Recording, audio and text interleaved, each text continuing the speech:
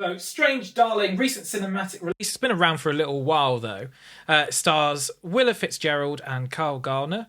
It's told in 6 non-linear chapters, and it reveals different part of the puzzle as we go with the film. It's a twisted one-night stand gone wrong.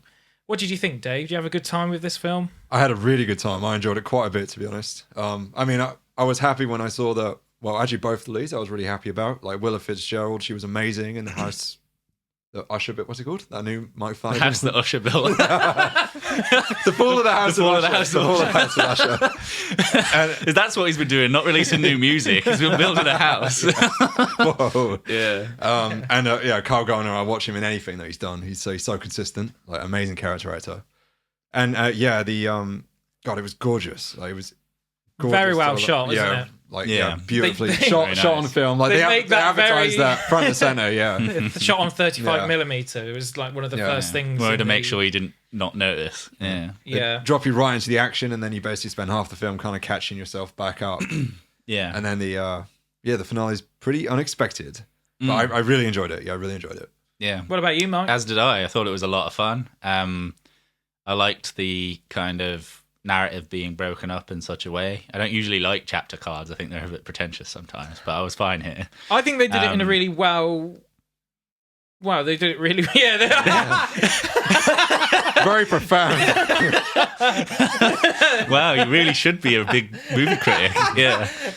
No, hold on. Let me do that again. Yeah, I thought they did that really well, actually. They didn't make it pretentious. They made it an integral part of the movie itself. It was a good way of like telling you the order of telling us the operation. story. I think since it was non-linear, I think it kind of works. Yeah. In fact, it was worth the title cards just for it to like start with chapter 3.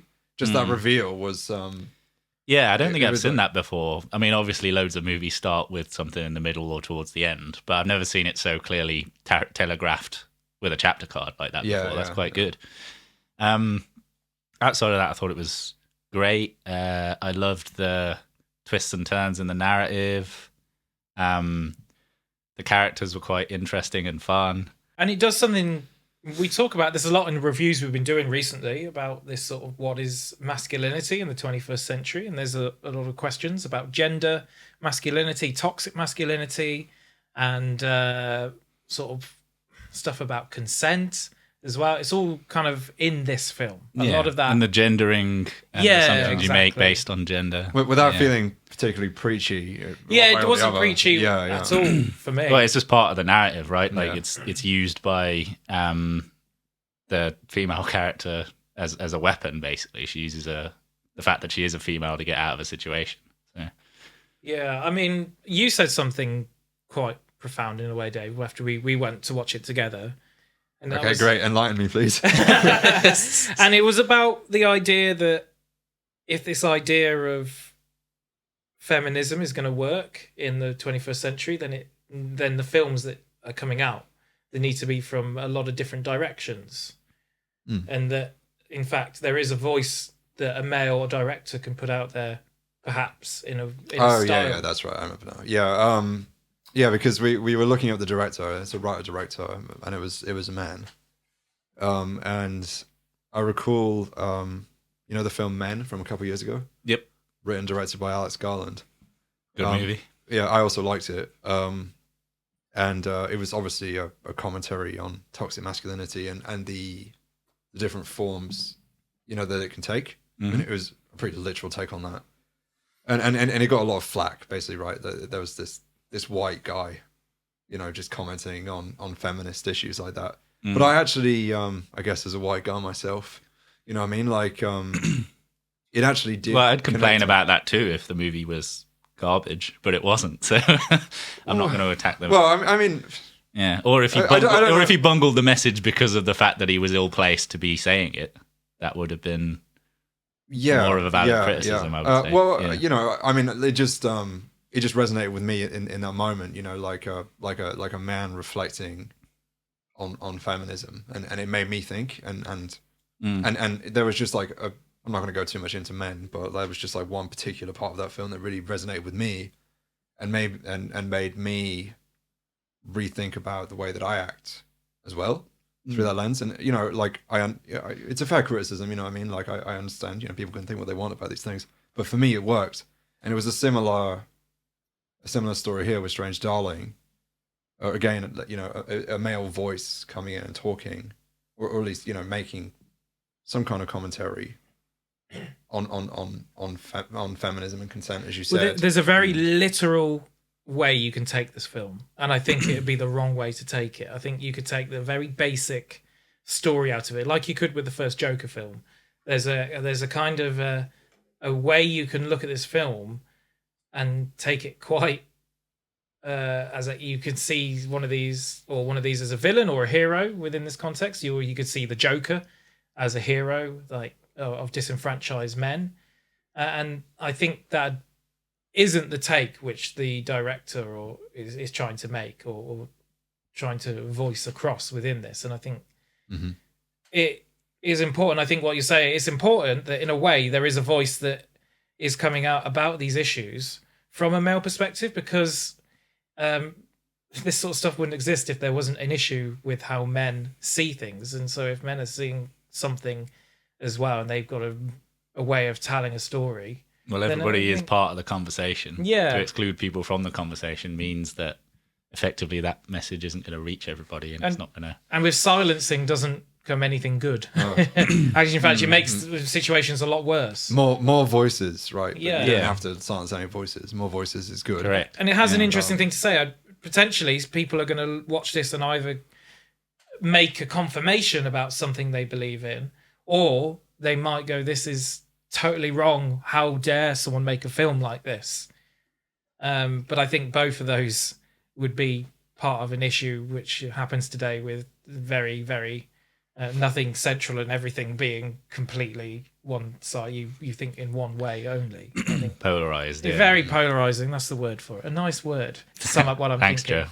Joe. Is there anything else you want to say spoiler free? Because there's a lot more to talk about in spoilers, I think. Yeah, there's loads to talk about in spoilers, but yeah, I think just to sum it up then, I think this is just a really interesting film, a good take on what it is to be in this 21st century in Western society, and a one night stand gone wrong. I think. Yeah, I mean, it's a solid horror movie outside of go watch it. Also. Don't look up anything. Yeah, just go in, watch it, have a good time. You know, and the director Mona did say the first thing that came to his mind when it came to this film was the woman running through the woods in distress, and that is the first thing that came to his mind, and he wanted to do something with the final girl archetype, and he wanted to put a spin on that.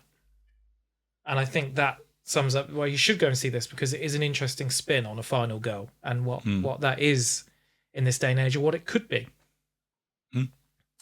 Go see it. Go see it. Let's go into spoilers then. So with the spoilers, what does everyone want to talk about first? I don't know. You've seen it more recently than me, so you might be better placed to. I will say that probably around about the third chapter that was presented to us, I'm not sure what number that was exactly. I think that's the first one. Possibly. Yeah. I said to Joe that she's the villain and he's basically a normal guy. You got it very early on. You got it a chapter or two before. Is that because you already had lowlifes in your mind? No, those kind of subversions no. Well, basically more popular now. And I don't hold this as a criticism. And to be honest, like when I said it to Joe, like I wasn't saying this is definitely going to happen. I was just like kind of spitballing. Yeah. The thing is, you know, like you make a choice to do a non-linear narrative, and then you open with that. Specifically with that shot that you were talking about there, with the final girl running out of the woods. Often it's there to obfuscate your view of things. Given context to later. Recontextualize. Yeah, and you know, there's two characters in the thing, right? And so there's not that much that they could have done that would require recontextualization. And so I just kind of like the poor hippie woman and hippie man are not even deigned to be characters. No. Yeah, they were fun though. I like them. Yeah, I thought it was a good subversion. It's a thing that we've seen before, but I think it was a good, fresh version of that in terms of the way it was presented. Yeah. It was good. This character gets turned on by the idea of picking up these guys and then coercing them in such a way that she, in certain moments in her sort of stalking the prey in her kill, she loses the control of the situation because she has the handcuffs, carries them around, and so she gives the control up to the man in that scenario. So there's always a bit of danger within her kills, within what she's doing, because part of a thrill, though, isn't it? Yeah, mechanism. Yeah, but I love the complexity of her character. It was fantastic for me. And very well played as well. That performance was Well, I mean, she was the standout performer. Definitely, in House of Usher, and possibly, yeah. She was. I'm only saying that because it's been a while since I've seen it. Yeah, and when I saw that she was in it, I was like, brilliant. But yeah, I mean, she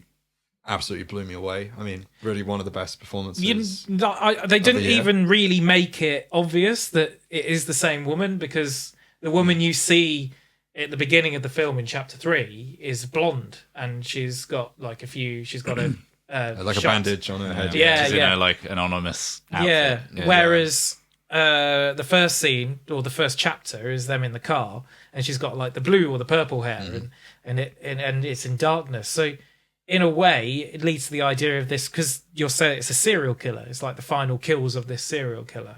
You could think that each chapter, which I thought could be, each chapter is a different woman he's killed. Yeah, like so that's one take. Why they might do it non-linearly. Yeah, I thought it was going to be like that as well. Yeah, the house that Jack built. So I didn't find it quite as obvious as you did. Like this. I mean, I recognize the actress, so I know it wasn't her, but like I do get what Joe's saying. Yeah, that's what broke the I do get what Joe's saying, possibility because of that. Like you're more or less like you're presented with this, like from the opening chapter 3, this she's running through and she's injured, he's being chased by him in the car. You're presented with this one image of the guy, and then it goes back in time, and then you like I said, I could tell it was her, but she looks very different, and you do think that it could be all because in the first 3 segments, at least the first half of the movie, they're all segments without context, and if it weren't for the numbering, they could have happened at any point, and you don't really, unless you knew the actor or an actress like exactly what they look like, you could easily make the representation that those are different occurrences.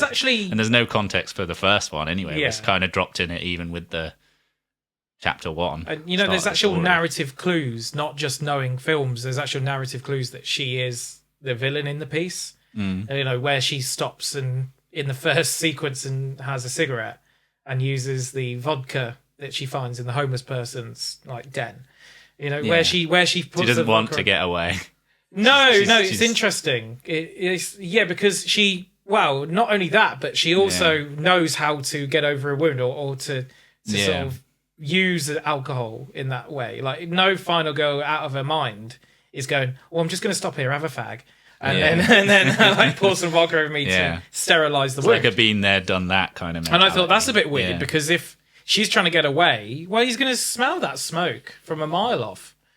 So the clues are in the narrative as you watch it, and you can find them in there if you're looking hard enough. Because I think you do take note of that when you watch it, but it eventually gets lost. Once the chase picks back up again, it just kind of fades away in your memory. And it's only when you reflect on the film and like replay the events in chronological order, you're like, oh wait, oh yeah, of course, it was obvious. That she was. But as you're given context before that, following from that, you kind of brush aside those assumptions because you think that maybe you're being told the actual truth now.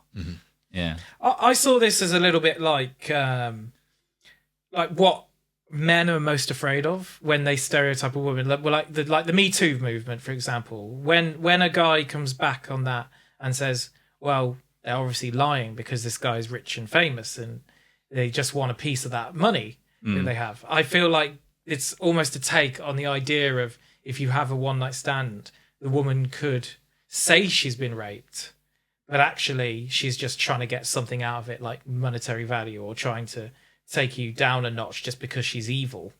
And I feel like there's a spin on this film where there's a take of this where that is a play upon that scenario, that it is in a way the worst fears of a man to be accused of something like that. It's that idea that it might knock you down a few pedestals, and actually, did I actually deserve that? Because they're lying. They're a Jezebel, that type of thing. Yeah. But that parallels the very real dangers for a woman in the opposite situation. 100%. Yeah, and that's like the male voice. By inverting the genders, it's actually a good way of a man speaking to a man about these issues. That's kind of what I was trying to say before. I couldn't talk about it until we're in spoilers. I also think it's great to just let women be evil.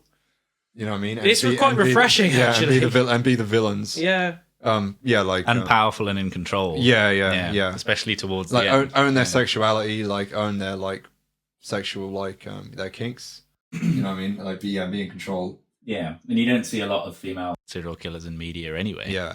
It doesn't happen very often. And normally they're ugly, like they are. Yeah, that's true. Yeah. It's usually typified as like it happens with male serial killers. As well. They're like the outside. They're the Jeffrey Dahmer type rather than the Ted Bundy type, right? Like the spooky, creepy loners that don't get on with other people. They're not the attractive manipulators. Yeah, it plays upon it. You've already said it, really, but it's how we as a society look at there's the man being the villain in the piece, and we automatically then assume that, and then the characters within it do. So you've got both because we know reality, or what we're fed to as reality in the news, and we also know media because we've seen multiple iterations of this in media before. So we make an assumption based on everything we've seen before that. Yeah. I mean, you read serial killer, you think man. Correct. Yeah. Well, you read boss of something and you think man. You think man for almost everything in society. So I've said to people in recent time that, I managed to sit down with someone quite high up within an organization and we had a drink. And they're like, oh, was he a nice guy? And I was like, no, it was a woman. And people automatically assume the gender of anyone in a power position is a man. And again, it's that playing on that. I love this film for doing that. And it plays upon those. And she, I cannot stand her when she's like, when they catch her, the two policemen, when the two policemen come in and capture her, and one of them is a young woman, and the other one is Gomi. Breaking Bad. He was great in this. He was great. Yeah. When that happens, she pulls down her pants and like shows off her bum like she's been raped by this police officer.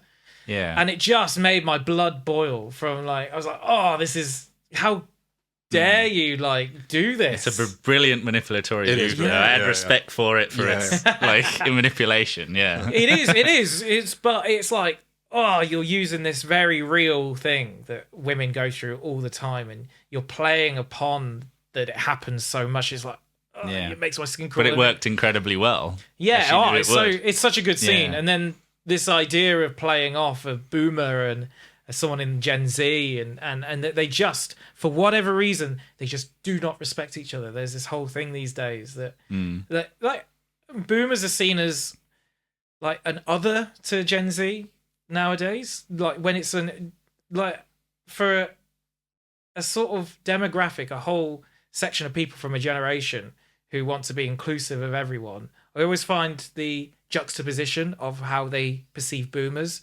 very interesting. And that they are seen as one entity of people who stole everything. Yeah. I mean, someone in Gen Z would say it's rooted in intolerance of intolerance, but you're assuming intolerance where there may not be none based on someone's age. So it's a form of intolerance in itself. Yeah. It's interesting. And we're generalizing, absolutely. But that's what the film does. Generations. There's no. Because this is what the film is doing. We don't. They're not apologetic. It's a gender versus experience, right? Yeah. And she thinks in this instance she knows better because of the gender of the victim, right? Yeah. It's also emotive versus procedure as well, isn't it? Yeah. But then a police officer surely has to go in there with a certain professionalism. I mean, a policeman and same with paramedics, and they have to see terrible things on a daily basis, but there is a professionalism that you have to have when you as serve. far as I'm concerned, there's a procedure for a reason, and you follow the procedure. because Yeah. who are you to say you're better than what's been regulated as the proposed resolution to this situation? I think what's always Yeah. interesting, what's always stuck in my mind was this once. So it's a bit of a digression, but where I went to see this performance. So basically, the idea of the performance was it's like a round table, and the oldest in the room would sit around the round table because they're the wisest, and they would ask their worries in the world right now. And they got an older man. He's like 80 something, and I had a younger girl. She was like 20 odd next to me, Gen Z, and when they said, "Oh, what's your opinion on the younger generation?" and this girl next to me went, "Oh God, here we go." Like she was like assuming something. And actually, what he said is, "I'm really afraid that my generation and their generation are just drifting apart, and there's so many common grounds that we have, but there's just something not." And he had a really lovely answer and a really heartfelt answer. It was just this idea that we have a preconceived notion of each generation, and how that translates into the real world, and what we see of people, and we don't see them as individuals. So I think part of it then in this movie comes out in that sequence, because that was totally impressive. I love that sequence in that film, especially Gomi. Your favourite boy, apparently. Yeah. Does he actually die on screen here? Oh, he kind of does, but you don't see his head blown off. He gets. Well, there's blood, isn't there? Yeah. He gets his At least head he popped. doesn't. He doesn't die off between films, or like he does in Breaking Bad. Yeah. I should put a Breaking Bad spoiler there in case you haven't seen it. Do you know about the production of this? It's really interesting. No. Oh, okay. So it had a very troubled production. So it faced constant pushback from Miramax. They actually took it very early on. So he'd been writing this for a long time. And like I said, the idea of this fever dream that Mona had, where it was this final girl running through a field, and he wanted to twist that round. And the studio loved it. The studio were like, "Yeah, this is great. We love this idea." And that's because film producer Roy Lee took the script, took it to Miramax, and Miramax immediately went, "Do not go any further. Do not talk to anyone else. We want this film." And when they saw the first cut of this film with its non-linear structure, Miramax said, "We hate everything you're sending us. We're not enjoying this at all, and we're not sure if it's going to work." And they were shut down for almost a week about how they had to fight every section of this film. Isn't Miramax one of the distributors on Pulp Fiction? Yeah. This is one of the most famous, if not the most famous, non-linear narrative movie. Yeah, and it really faced a lot of trouble to get out. So it's amazing it got out unscathed. And Mona has noted that it is his vision, which is the final product. There has been no studio interference. No director's cut or anything. Yeah. This is what he wanted to do, and he won. And Miramax have apologized to him as well. Well, yeah, now they're seeing money. Yeah, of course. Yeah. But it's ridiculous that... Is that why it's like... It's had a troubled life, really. Tagged as a 2023 film, isn't it? Yeah. No, but part of the ridiculousness of this is that they wanted to recast Willa Fitzgerald in this film. Well, that's insane. They wanted to recast it. With someone in mind, or just because they didn't want her? They just didn't want her, and they were told... They told him, "You are not recasting this role." Like, this is how much studio interference. They were shut down. But she's been in other things and proved herself worthy of the role. It doesn't make any sense. Yeah, it doesn't make sense at all. Yeah, it's a terrible take by studio man or producer just being.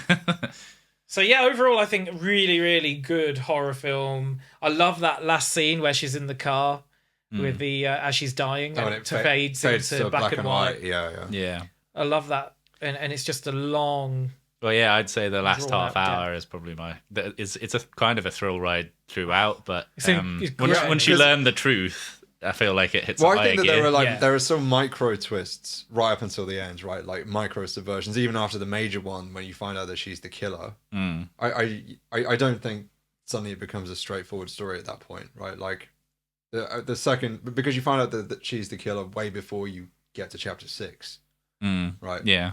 But really, like the way that chapter 6 plays out is still quite unexpected. I think But yeah, that whole sequence at the end, the last half hour, is just incredible, like you say, Mike, because it's got this like you really get a thrill once you and know the stakes and what's my blood happening. was boiling. Yeah. Like, yeah, the stakes are high. Yeah, and as soon as she starts referring to herself as the Electric Lady, I'm just like, hell yeah, this is great.